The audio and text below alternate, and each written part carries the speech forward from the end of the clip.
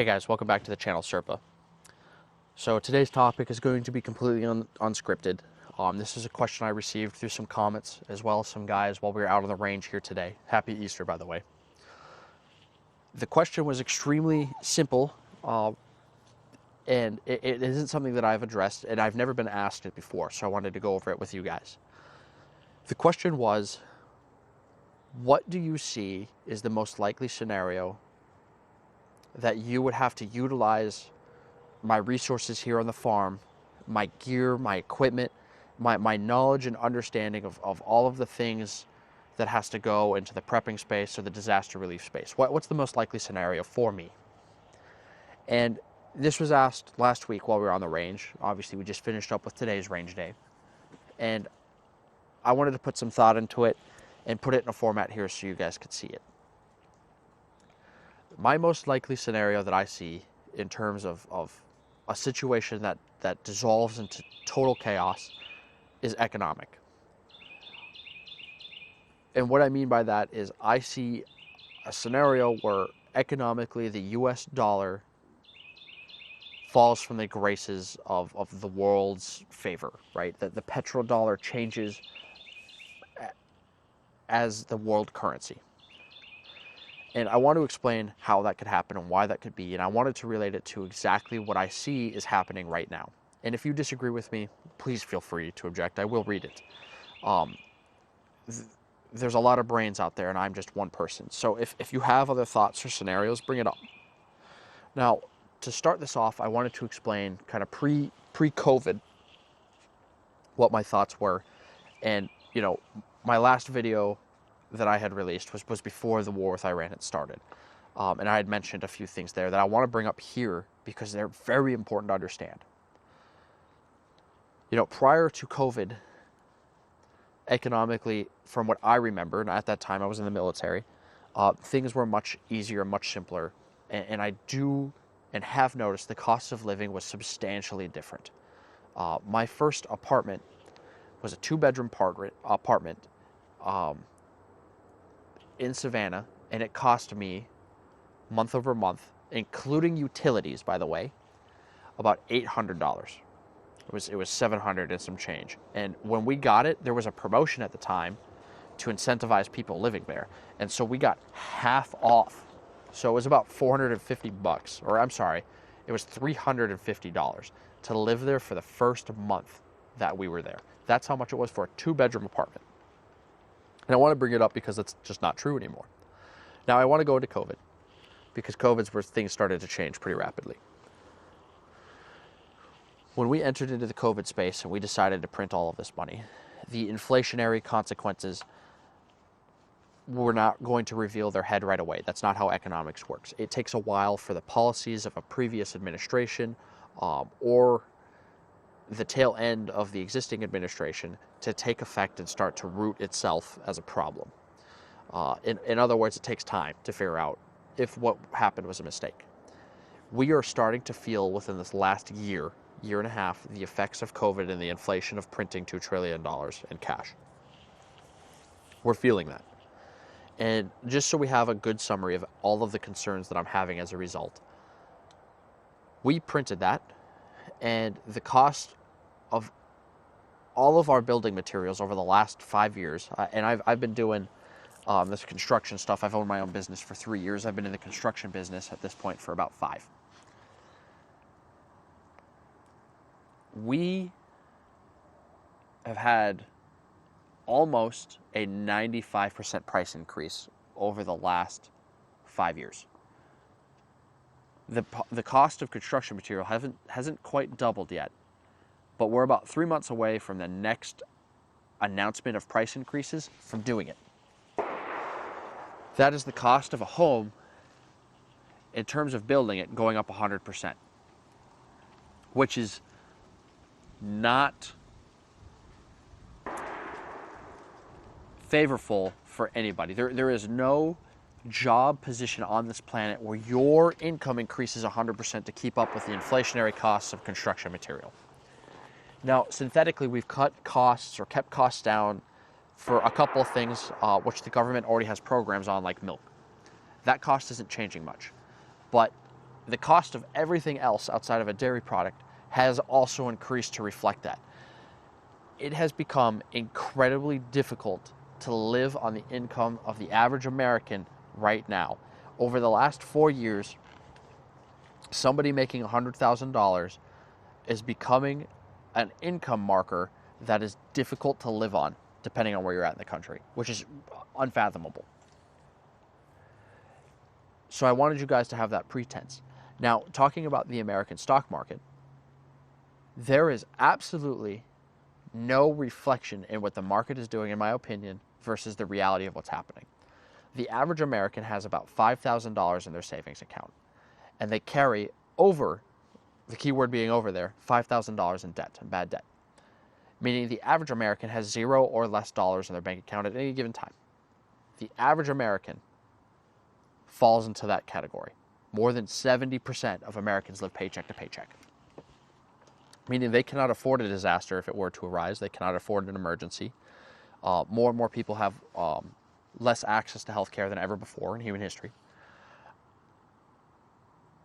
We are currently in a position where changes economically are going to affect us unlike they've affected us in other economic situations.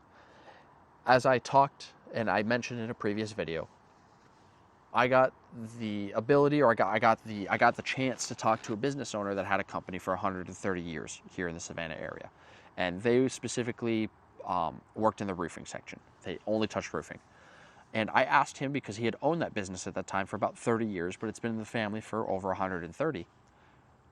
What it was like during 08, because we had a market shrinkage according to our supplier, which is a national supplier, of 70%. That was across the board. 70% of all construction just disappeared, evaporated over the last year. So when I asked him what the difference was, he was able to look at me and go, people's retirements took a hit, the market took a hit, but people had money. Like their savings were fine. Their incomes were sufficient. People lost jobs. That was a problem. But for the people who were in a good position and, had set themselves up the right way for the future, were able to continue to maintain their wealth. This time, my generation and younger generations and the generation just directly above me have never had the opportunity, it would appear, according to these statistics, to save ever, and therefore can't afford increases and changes economically when an emergency arises. So there are two things that can happen with the stock market at this point, in my opinion. The stock market, as we all appear to agree on, is way higher than it should be. And in order to correct to what the reality is, and you can synthetically push the market up, but it only lasts so long before it reflects reality. The stock market either comes down to us to reflect the actual economic instability of right now, or the actual economic average of a person, which, to be quite honest, is broke. That's pretty much the standard right now. A lot of people are struggling financially.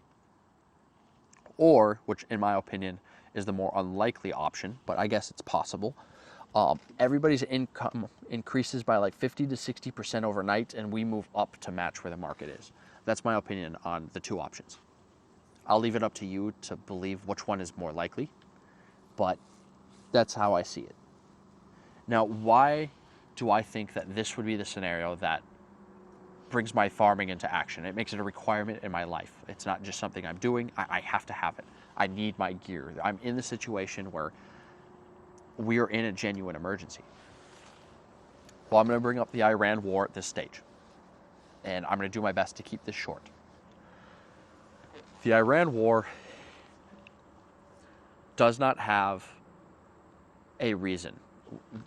Our current sitting president is incapable of providing an actual war goal, or a goal to finish this war, or a situation or a scenario that we need to accomplish to end it. We have no idea why we started it or what our end result is. We don't know what we're trying to do there. I can't figure it out. I have been told, right, he has told everyone that we have won the war twice, that the war is over twice, and that they would capitulate twice, and that they would never even retaliate in the first place. And he's been wrong every time. So now here's the situation. And here's where I'm going to put my theory into place and kind of game plan this, since we have some background knowledge. Bank of America released last week that they do not expect the price of oil to go under $100 for the next 365 days to 2 years. So there's a time frame they gave. Just for a frame of reference, moving forward, the average price of oil per barrel usually sits in the $70 mark. So $70 for the price of a barrel of oil. We currently, as of Easter, are above $110. Now, of course, this affects the fuel at the pump because they are a very simple system. You turn the oil into fuel and you distribute it. It's a very simple process to identify the new price of gas, and plus it's easy to update digitally because every gas station has the price on a sign for digital purposes, right? So it's very easy to update that live with the market. What's not easy to do is to include oil into all of the products that oil is in. And just using what's around me, I'm just going to take a quick look. I'm out in the woods. I am not in a house. I'm not including synthetic parts of like construction or the rubber on my car or any of the other crazy things. Just hear what's out in the woods with me. This paint is oil. There's oil in this paint. These foam guards that I have right here, these pool noodles, to keep me from cutting myself, this is made out of plastic. My clothes, this is oil-based. This is an oil synthetic. This paper, this is a synthetic paper that's oil-based. Most of my gear, I am sure all of the color in this has an oil base to it. My rifle, any of the paint on there, I know it's lubricated with oil. There are so many synthetic parts and pieces to these gaps. The Velcro, the dyes that are in this, the actual fabric, the elastic in my shirt, all of this is oil. And we're not talking about the fact that there's oil in the food, there's oil to ship it, there's oil to move every single thing that you have in your house. Oil is associated with it in some way, I promise. There is nothing in your home, from the food in your pantry, to the floors you're standing on, to the concrete in the ground outside your driveway, there is an oil in it. It is very hard to describe how important it is, and it's important to describe how significant it is to the world. The United States has built the dollar on two systems. It is called the petrodollar for a reason. We have invested interest in the oil because we know strategically it is the most important resource on our planet. If we control oil, we will continue to be the dominant country on the world, in the world stage. We will continue to hold that title. And if that fails, we have the strongest, most powerful military to maintain our interests overseas, which is oil, of any country in the world by factors of 3 or 4.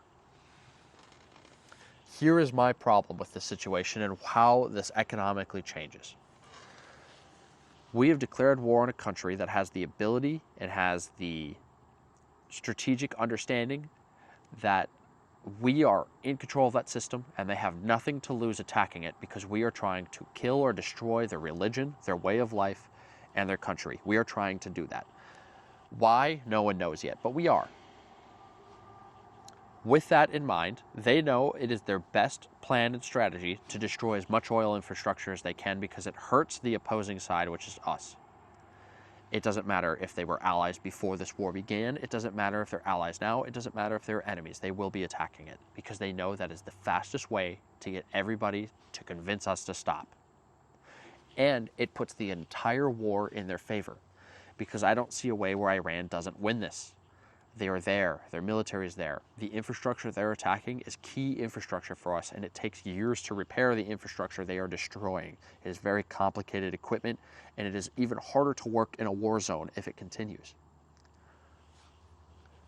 Right now, we are at a stage where the world is going to start developing a system to continue the flow of oil. Australia has declared a state of emergency, the entire country, and they are now implementing oil rations. If you have not heard about it, look it up. They are already entering that phase. Europe will not be far behind, and we will not be far behind Europe. Our reserves, we took an entire country with the largest reserves in the world apparently. I don't know where it went or who we sold it to or who stole it from us. I have no idea where the reserves in Venezuela went, but we are not seeing it. It is not helping us in the gas. It is not helping us in our products. It just doesn't exist. I guess we gave it to a bank. I don't know. We are currently about to be in crisis mode with this. I would not be surprised if very shortly we start putting supplements in our fuel so that when you go to the gas station, your tank says full, but it's not all gas. Do what you want with that. I guarantee we're going to do it, because if we start rationing fuel like we did in the 70s, we're going to start panic unlike anything we've seen.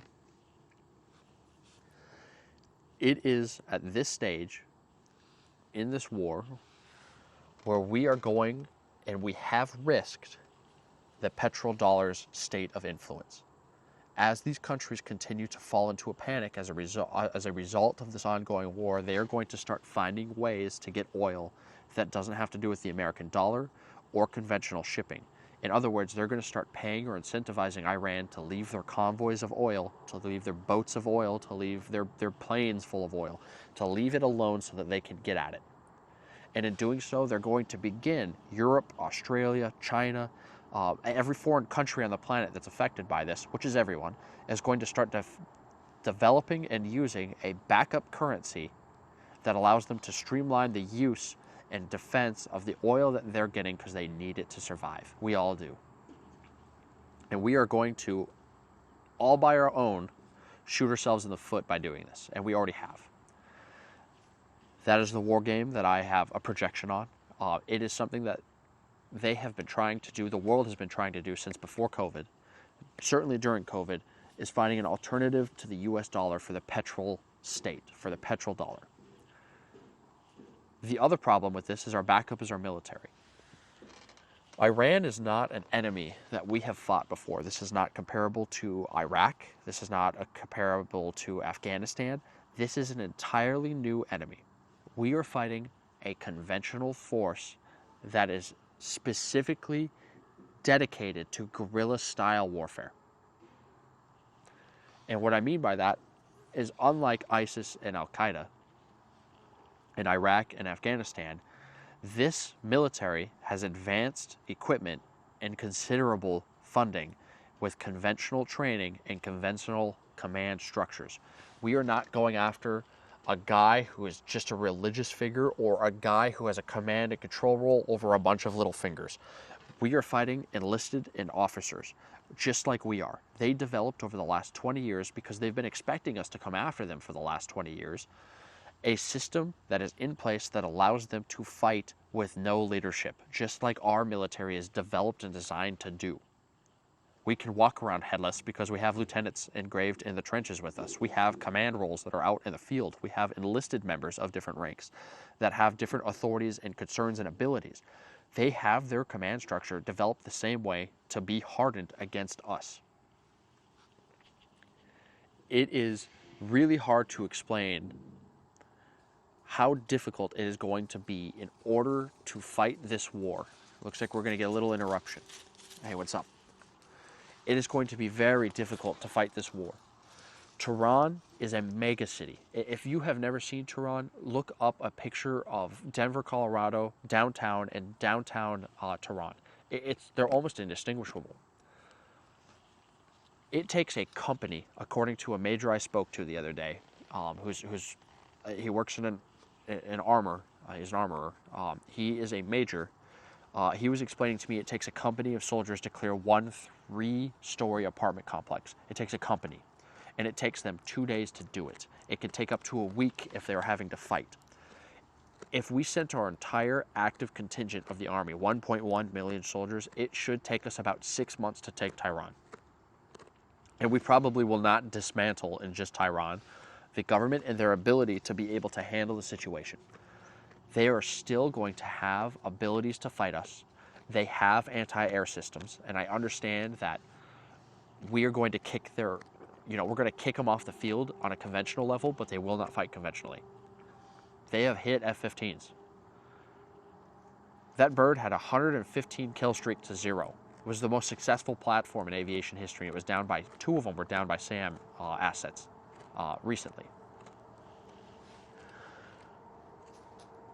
Our military, which is the second part of this, is what I'm trying to explain, is going to get tied up in a war that it cannot win because it is both a religious war and we are fighting a country that is quite simply very devoted to the elimination of America and its culture and its ideas.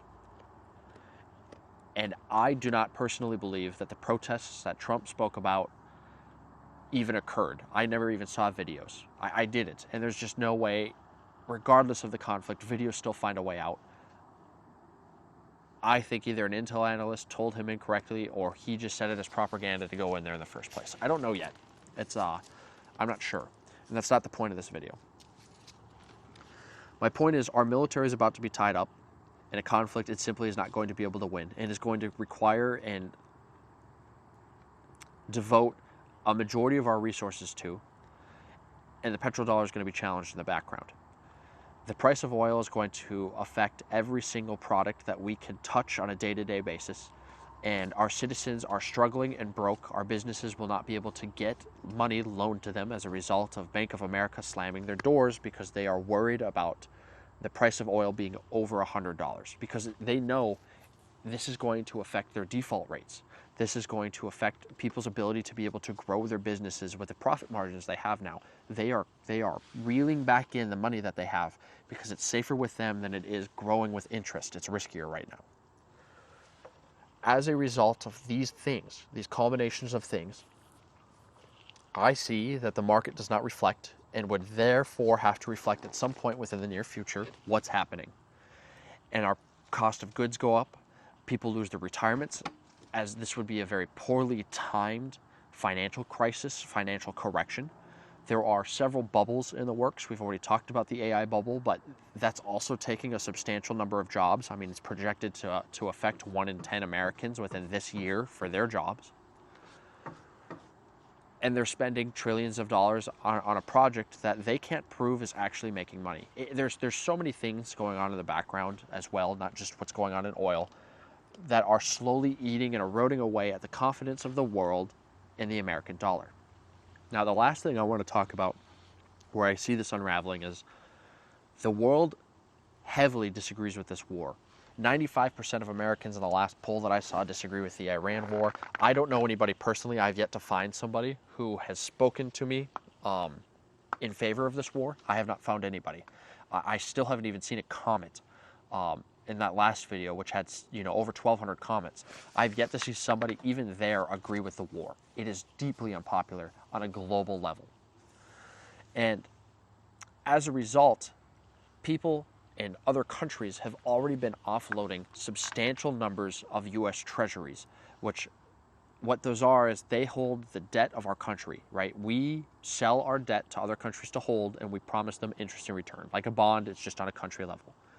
Japan, South Korea, China, and Europe are the largest holder of these bonds, and they are selling them at historic levels. It has literally never happened. Our economy continues to be downgraded. It has happened twice over the last year. We are getting lower and lower ratings, meaning that people are becoming less and less confident at our ability to pay off the substantial debt we're bringing on. I mean, we just announced a $1.5 trillion, which is a $400 trillion increase in our defense spending, which I don't think a better way to say that the war is probably going to continue is when the DoD starts asking for substantial increases in their budget. It's going to continue. We're going to send ground forces. Everything that we're hearing is a lie. It's not ending. We are putting ourselves into a condition where we are going to be ass up with these treasuries. They're going to sell them off. No one will be holding our debt and purchasing our debt, and we are going to start defaulting on things. I see that happening within the next 5 or 6 years. Personally, that's where I'm at with it. Meaning, as that continues, people are going to struggle more and more because our inflation is going to increase more and more because we are not going to be able to stabilize our inflation and debt levels as a result of our debt not being refundable. It's not going to be, we won't be able to pay it. And we're going to start this runaway scenario where the debt continues to spiral out of control, our inflation starts to get out of hand because we have so much money in circulation because we're trying to withhold this, and the world is going to watch us fall on the ground and flail around, and they're going to take advantage of the situation. And they have a choice to do that in a couple of ways. They can wait for it to happen to us, like I just said, or they can take advantage of this backdoor oil solution that I talked about earlier, where they find their own way to do it and they knock us off the petrol system, and then our dollar is truly only backed by our military that's busy. We are in an unbelievably vicarious situation. I see, if we game that whole theory out, eventually the transportation for groceries becomes too expensive in the United States, and as a result, it's becoming harder and harder to purchase food. And what would you do if you go to the grocery store and you know you can no longer purchase the food you need to live? What would you do? We all know what happens. Do I think it'll get that far? I personally, I don't. But is it possible? Absolutely. It is 100% possible. I fully 100% see that as possible, especially if this all just collapses and everybody leaves us on our own. Which, if we think about it, from their standpoint, it would be a power play of theirs to let us slip and fumble and roll down the stairs, because it would give them the ability to themselves pick up what we have left behind and use it to their advantage to become a more powerful player in the market on a world stage. Think of how many enemies we have. There is not a single ally that we have with NATO that is helping us in the war. It is that unpopular. NATO is talking about excluding us from their, and not that NATO means anything, we are NATO, but NATO is talking about excluding us or not attending NATO meetings. We literally are on the brink of repeating what we did at the end of World War I with the League of Nations, just disbanded. We quit trusting it. There was no trust. We're really close to following that timeline again, is what I'm saying. But this time, we're going to roll into it as, one, the enemy to everybody, and two, at the economic disadvantage and the production disadvantage. We don't produce things anymore here. Though we have the resources, it's too expensive for us to do it. I wanted to talk about this last example here because I was told about it recently, and I have two close friends that I talk to almost every day. And they work in the mining industry here in the coastal side of Georgia. I didn't think there was a mining industry. I'm 60 feet above sea level here at my property. I just didn't think there was any mining opportunity here. Turns out there's a plethora of titanium and other rare metals here that are very important. But they have an issue where the majority of their company was furloughed because in order for their company to operate, they have to operate at a loss. And what they do is they get a grant from the government to allow mining operations because it's important to national security. They complete the mining requirements that they're able to according to the environmental regulations and what they can get from the ground. And then they hope and pray to God that they renew the contract. And if they don't, they just start laying everybody off until the company ceases to exist. And that's how all mining infrastructure apparently is in the United States. I didn't know that. I'm just bringing you up to speed in case you didn't know, which is ridiculous. So anyways, their company, which had about 3,000 people, is down to about 250. And they may not get the funding, and they may actually just disappear this time. Another 100-plus-year-old company laid to waste as an effect of globalism. We're in a tough spot. We're using interceptor missiles that take us 1 year to 2 years to produce. They cost over $1 million, and we're using them to shoot down drones that cost anywhere between $60,000 and $70,000. Everything we do is as inefficient as we possibly can make it, because what we're doing we think is cheaper. I foresee that there is an economic shift within the next 6 years, like I said, 5 to 6 years. As a result of that economic shift, we are going to fall off the world stage, whether that's temporary or permanently, as a superpower, until we get it figured out. I expect there to be great and extreme chaos as an example as to one day waking up and seeing that the money in your bank account is either at zero, which it already is, by the way, you just have a cushion, but you can no longer get access to anything. Your bank account is going to say, nope, nobody is lending. Every emergency situation, if you have one, is the end. You're out of the game. It's a terrifying thought, but I think economically that's the most likely scenario. Out of all of the things that could go wrong, out of all of the possible situations, right? It could be a world war, it could be a famine, it could be, you know, a major volcano, something, right? We can game theory a whole bunch of different random scenarios. But if we're doing one that's rooted as close as I can get it to reality, this economic scenario is the most likely one to me. And every day that passes, it's more and more evident in my eyes that the economy does not reflect the reality of the situation of everyday Americans. And when it does reflect, when it makes that correction, it is going to be a hard, harsh, difficult correction that we are not going to be able to dig out because of the cost of the goods and services in the country. 100 to 150% increases in cost of goods, services, prices in just the home building sector is absolutely unobtainable. Most people are not making that 100% increase year over year to keep up with the inflationary cost of these items. There is no way that our debt is going to be payable, and it's continuing to spiral out of control regardless of who's in charge of it. Whether that was Elon Musk, whether it was Trump, whether whoever's been in charge cannot quell it. We cannot stop it. The fraud, the greed, the corruption is too deep. Eventually, the boat is going to get driven into the rocks. I think economically is what we're going to do that in. Now, I'm going to wrap that up. That's my assumption. We can go into all of the possible riots and crazy stuff at a different time, but I wanted to give you guys my belief and scenario on it, and I want to hear some of your opinions because, again, I'm one person with one idea. Maybe I nailed it on the head. Maybe I'm totally wrong. You guys can let me know. I truly encourage the video and the comments. At this point, I wanted to explain, because I saw this is really the only negative thing that I've been seeing in the comments. And these videos are getting, 97.5% upvotes. So they are appreciated, which I do appreciate. But those downvotes and the people who are saying negative stuff are saying that I am trying to, farm the fear or the desperation that could come out of the situation. It is not I do not want to fearmonger. That's not my intent with this. That's not the point of this channel. It's quite the opposite. I'm explaining what my most likely scenario is. I'm not, an economist. I am not a politician. I am not a strategist. I am just telling you what makes total sense in my head. And if I can better prepare myself, I will. And the best way to prepare myself is to be able to see what I'm having to deal with, right? The best plan is to have a plan in the first place.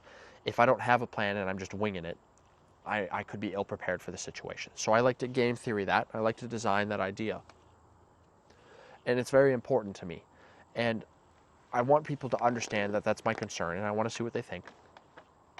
And I want people to be interested in the space and know that what they're doing matters. And I've heard more and more over the last couple of weeks that people are, they've totally lost faith in the system. And I believe on a state, local, on a federal level, I also do not have faith in that system to any regard. I total BS in my head. But I keep hearing people say that there's nothing I can do about it, and how much could the person at the very top of the ladder of politics really affect me down here? He declared war. He made the notion. There was no congressional approval. There was nothing. He literally decided to invade a country he didn't. We're at war with it, and it's affecting your pocket every day. You can incite change. If you are on here commenting and you are making your own videos and you are joining groups like this that are designed around the idea that the government has very little competence and faith in its ability to be able to perform in a disaster situation or in a community, doing the extra step and joining something like this or watching this, this draws attention, right? I'm sure Palantir makes a report of all of the crazies out there, right? That say, hey, I don't really have faith in the government, or I don't think that they're doing this correctly. I guarantee there's a profile on us. And I bet that profile is turned into a number or a percentage, and it's given to those guys at top. And they have to make a decision with what they're doing. Is it worth the risk of having to deal with the citizens absolutely losing their minds and deciding to just go off grid, or is it something they can push a little further? And the more people that we push back on, or the more of us that push back on it, I think the more likely we are to change that. and to incite change. And I want to incite change. I'm not here to do it violently. I'm here to defend my way of life and my home, in my community, regardless of what it takes. I'm here to defend it. But if I can use words to do that, this is America. I'm going to. We have that ability. We have that right. So let's use it. Now, again, I'm not here to fearmonger. The goal of my channel is to be a pillar and to be a bastion and to be an asset to my community and my friends and my family and the group of people who are around me, my neighbors. And to show them that in the worst of times, people will still be here for you, and that though there is incompetency and there is great evil in the world, if you trust and develop your community and encourage your community to be better, it will get better. If you encourage people to see, the corruption in a local area, and the more that they see that, the more likely they are to change it and understand how it comes to be. I am trying my best to build a community, a group of people, and I'm not trying to do this as like a normal YouTuber or social media guy. I hate both those words. I have a Discord with the intent of being able to get people, like-minded people, into one conversation that they're able to speak to that is geographically organized. So you talk to people who are also in your state, and that gives you the opportunity to hopefully find somebody that is close to you that shares this inclination, the goal of improving the world around him and not hiding from it. I understand personally I'm isolated because I believe this is the best way forward, but I'm very community oriented, and I want that to be the plot, the thesis to my group, to us, to Serpa. So that's really all I have for you guys here today. As always, I very much appreciate you guys tuning in. I appreciate if you like the video, if you subscribe. It's a very small channel. I'm trying to grow it because I want this community thing to work so that we can get into the disaster response state, and do what FEMA can't, and do it at no cost, and do what's right for these communities when things happen. So as always, guys, thank you so much for watching. Have a great day, have a great week, have a great weekend, have a great night whenever you're watching this. Thank you.